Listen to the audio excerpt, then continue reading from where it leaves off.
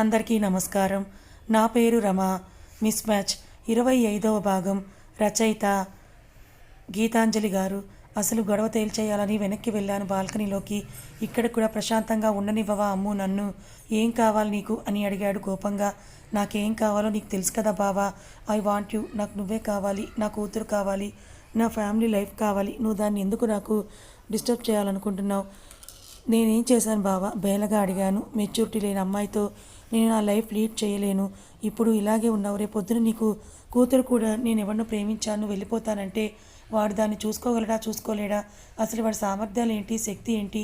ఏది చూసుకోకుండా పంపించేస్తావు. ఏమైనా అంటే ప్రేమ అంటావు. ఇంకా అదే భయంతో నేను నీకు ఇంకా ప్యాంపర్ చేస్తూ ఒక చిన్న పిల్లని చూసినట్టుగా నేను చూడలేనమ్ము అని చిరాగ్గా చెప్పాడు బావ.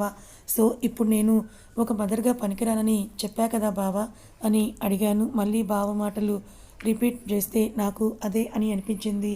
అసలు నాకు అది అర్థం అవ్వగానే నా మైండ్ పేలిపోయింది. అసలు ఏం మాట్లాడుతున్నాడు? అలా ఎలా అనగలుగుతాడు? నా గురించి ఎంత కేర్ చేస్తాను నేను. నా కూతురి విషయంలో నా మదర్హుడ్కి ఎంత టైంని స్పెండ్ చేస్తాను నేను. అలాంటిది అంత సులువుగా ఒక మాట మీ అన్ని సమస్యలకు పరిష్కారం చెప్పబడును. శ్రీ వారాహిమాత జ్యోతిష్యాలయం పూజారి గారు ఫోన్ ద్వారా జ్యోతిష్యం చెబుతున్నారు. భార్యాభర్తల సమస్యలు, ప్రేమ సమస్యలు, నమ్మిన వారు దూరం కావడం, అనుకున్న పనులు కాకపోవడం, డబ్బు సమస్యలు, వ్యాపారంలో నష్టం రావడం, ఆరోగ్య సమస్యలు, కుటుంబ సమస్యలు, ఇంకా ఎటువంటి సమస్యలు ఉన్నా, ప్రేమ సమస్యలు, భార్యాభర్తల సమస్యలకు ప్రత్యేకమైన పూజలు చేస్తున్నారు. దూరంలో ఉన్నవారికి ఫోన్ ద్వారా జ్యోతిష్యం చెబుతున్నారు. WhatsApp number 6300676472. ఎలా అనేశాడో అర్థం కాలేదు నాకు. అన్డౌట్గా నువ్వు అప్పుడే ఒక మదర్గా పనికిరావు. You need of maturity and decision making skills అమ్ము. మనం పిల్లల గురించి ఖచ్చితంగా తొందరపడ్డావని అన్నాడు బావ. ఆ మాట వినగానే నా మనసు 1000 ముక్కలైపోయింది. అసలు ఎలా మాట్లాడగలుగుతాడు? అంటే ఆద్యని అన్వాంటెడ్ కిడ్ అని అంటున్నాడు. నా బేబీని నేనేం చేశానని ఇప్పుడు బావకి అంత కోపం నా మీద వచ్చింది. ఈసారి గబ్బర్కి ఎంత కోపం వచ్చినా అది నాకు అనవసరం. ఎందుకంటే ఇందులో నా తప్పేమీ లేదు. ఈసారి నేను కూడా తగ్గాలని అనుకోవట్లేదు. నా గురించి ఏమన్నా నేను పట్టించుకుపోదును. ఎందుకంటే తనకు ఆ రైట్ ఉంది. తను నన్ను ఏమన్నా అన్నా నాకు పర్వాలేదు. బావ అన్నది నన్ను కాదు, నాలో ఉన్న అమ్మని, నా 10 నెలల కష్టాన్ని అస్సలు తీసుకోలేకపోయాను ఆ మాటకి. నిజానికి చాలా డీప్గా హర్ట్ అయ్యాను నేను. ఇలాంటి మాటలు అసలు బావ దగ్గర నుంచి నేను ఎక్స్పెక్ట్ చేయలేదు. సరే నాకు మెచ్యూరిటీ లేదు, కానీ బావకి ఎప్పుడు మెచ్యూరిటీ ఉంది కదా. తను ఇలాంటి మాటలు ఎప్పుడు మాట్లాడడం కూడా వినలేదు నేను. అలాంటిది నాతో ఫస్ట్ టైం ఎంత రూడ్గా బిహేవ్ చేశాడు. సో రెడిక్యులేషన్ అస్సలు తీసుకోలేకపోయాను నేను.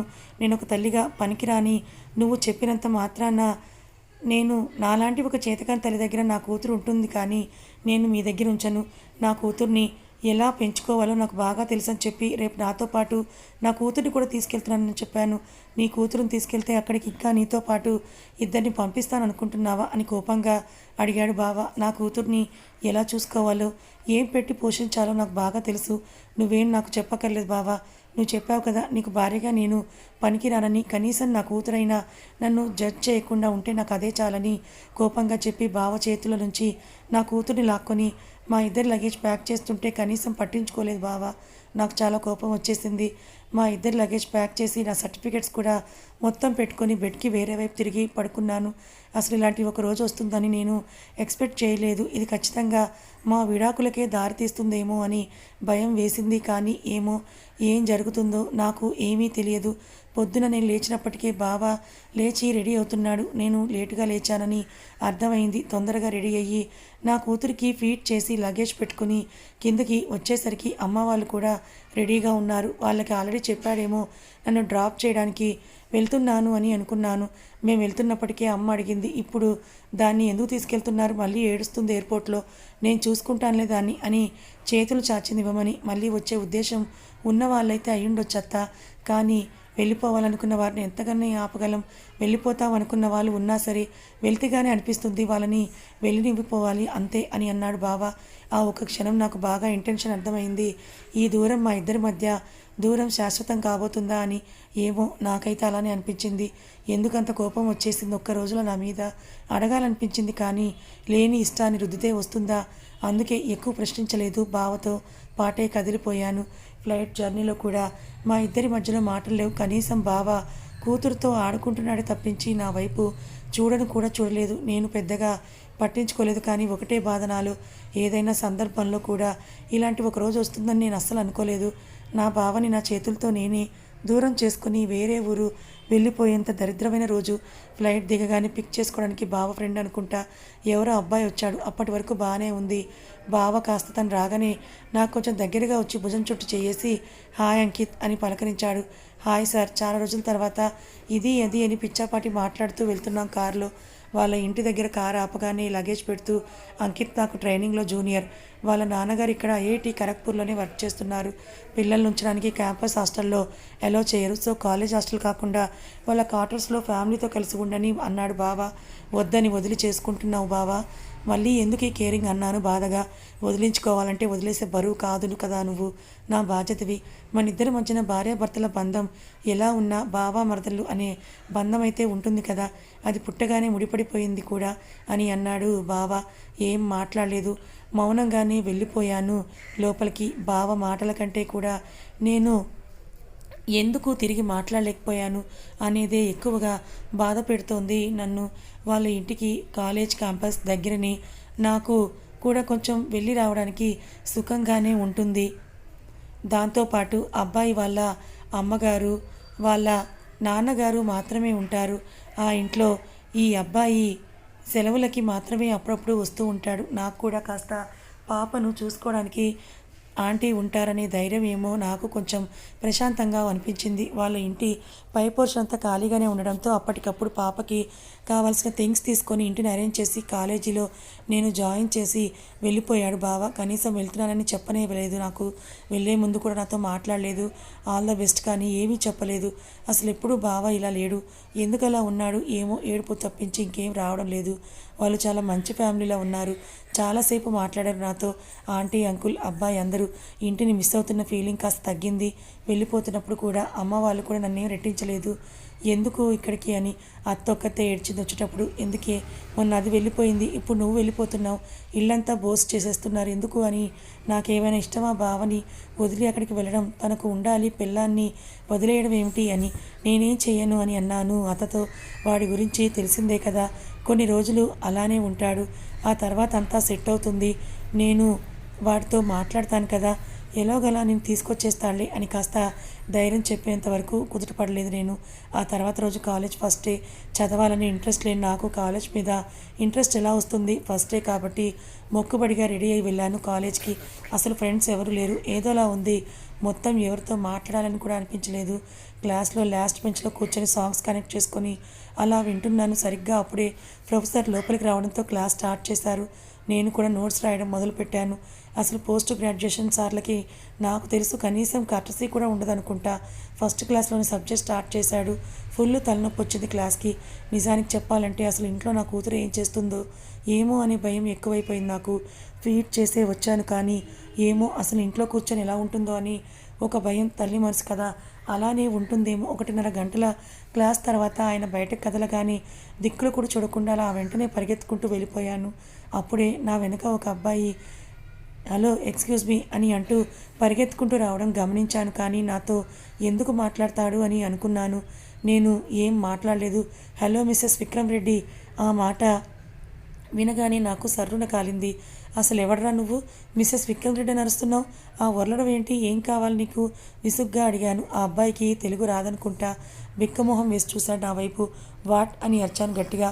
మొహమాటంగా ఇచ్చాడు టేబుల్ మీద వదిలేసిన నా బుక్కుని. అసంకల్పితంగా అందులో రాశాను. క్లాస్ అవుతూ ఉంటే మిస్సెస్ విక్రమ్ రెడ్డి అని అంటూ అది చూసి అలా పిలిచాడేమో పాపం.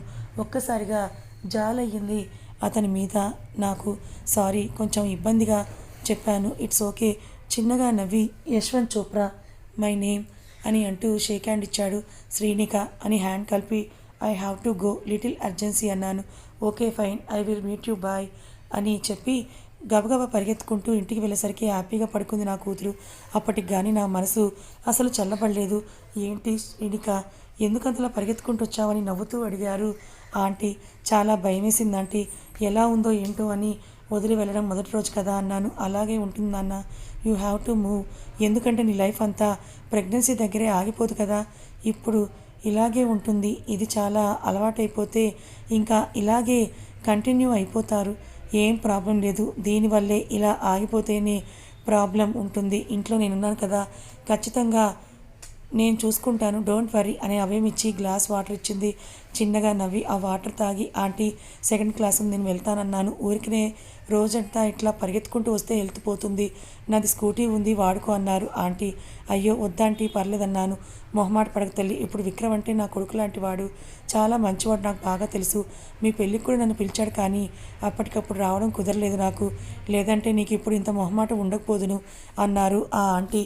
సరే అని ఆంటీ దగ్గర కీస్ తీసుకొని స్కూటీ స్టార్ట్ చేసి గబగబా క్యాంపస్లోకి వెళ్ళిపోయాను. సెకండ్ క్లాస్ స్టార్ట్ అవ్వలేదు ఇంకా. అప్పటికి స్టూడెంట్స్ అందరూ కో కరిక్యులర్ యాక్టివిటీస్లో పార్టిసిపేట్ చేయడానికి ఏవేవో క్లబ్స్కి నేమ్స్ ఇస్తున్నారు, ఏదో చేస్తున్నారు. ఒకప్పుడు ఇలాంటి వాటిలో నేనే ముందుండేదాన్ని. బట్ ఇప్పుడు ఆ ఇంట్రెస్ట్ పోయిందేమో నాకు. లోపలికి వచ్చిన ప్రొఫెసర్ని చూడగానే ఫ్యూజులు లేచిపోయాయి నాకు. నా కళ్ళని నేనే నమ్మలేకపోయాను. వంశీ వాళ్ళ నాన్నగారే మాకు ప్రొఫెసర్ అక్కడ. ఈ సబ్జెక్టు నేను పాస్ అయినట్టే అని అనుకున్నాను నా మనసులో.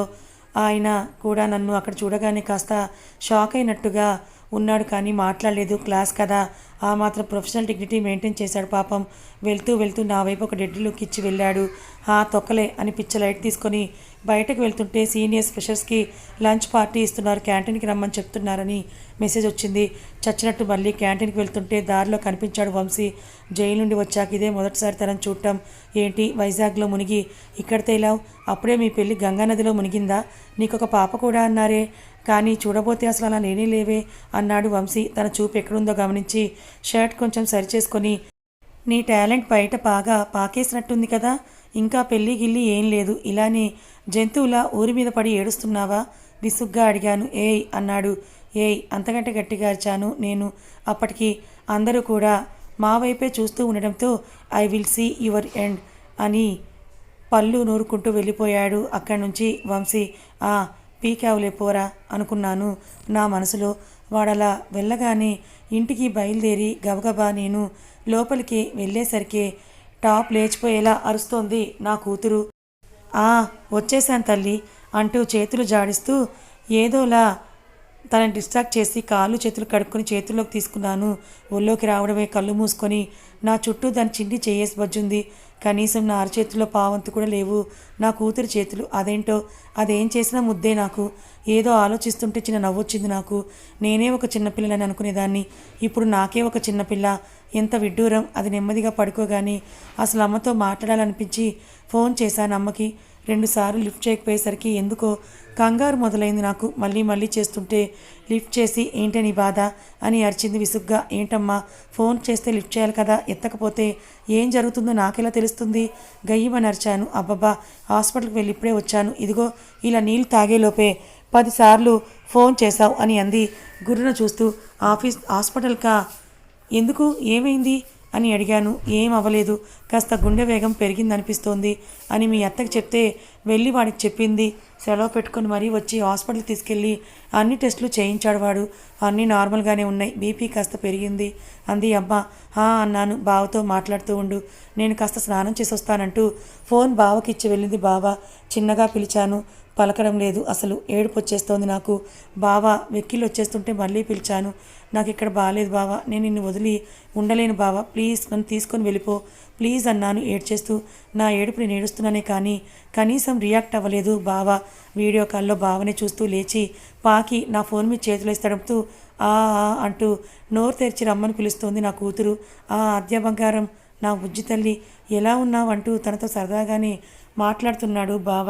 వాళ్ళ నాన్నని చూసేసరికి లోకం మర్చిపోయి మాటలు రాని దాన్ని బోసి నోటితోనే చాలా కబుర్లు చెప్పేస్తోంది నా కూతురు. అవి కేవలం తండ్రికి మాత్రమే వినిపిస్తాయేమో. ఆద్య తల్లులు అంటూ బావ దగ్గర నుండి ఫోన్ లాక్కొని నా కూతుర్ని ముద్దు చేస్తోంది అమ్మ. ఏం మొహం అలా పెట్టావు అని అంది అమ్మ. పెళ్ళైపోతే కూతురు చచ్చిపోయినట్టేనా అని అన్నాను నేను. అమ్ము, ఏంటే ఆ మాటలు? లెంపలు వేసుకుంటూ నన్ను కసిరి కోపగించుకొని కళ్ళు పెద్దవి చేసి చూసింది అమ్మ. లేకపోతే ఏంటమ్మా, నీకు ఒంట్లో బాగోలేదని నేను ఫోన్ చేస్తేనే నాకు చెప్తున్నావు, కానీ కనీసం మాట వరుసకైనా నాతో నువ్వు అనలేదు కదా అని అన్నాను నేను. కదా ఇంకా ఉంది. మరి శ్రీనిక విక్రమ్ల మధ్య దూరం పెరిగింది. మరి విక్రమ్ ఎందుకు ఇలా చేశాడు? నిజంగా శ్రీనిక మీద కోపంతోనే చేశాడా? అక్కీ విషయంలో నిజంగానే కోపంగా ఉన్నాడా? లేక వేరే ఏదైనా కారణం ఉందా విక్రమ్ శ్రీనికని ఇలా దూరం పంపించడానికి? మరోపక్క వంశీ మళ్ళీ శ్రీనిక లైఫ్లోకి వచ్చాడు. ఆ వంశీ వల్ల శ్రీనిక ఎలాంటి ఇబ్బందులను ఎదుర్కొనుంది? మరి వంశీని శ్రీనిక జీవితంలోకి వచ్చాడన్న సంగతి విక్రమ్కి తెలుసా? తెలుసుకోవాలనుకుంటే ఛానల్ని ఫాలో అవ్వండి. కథ నచ్చితే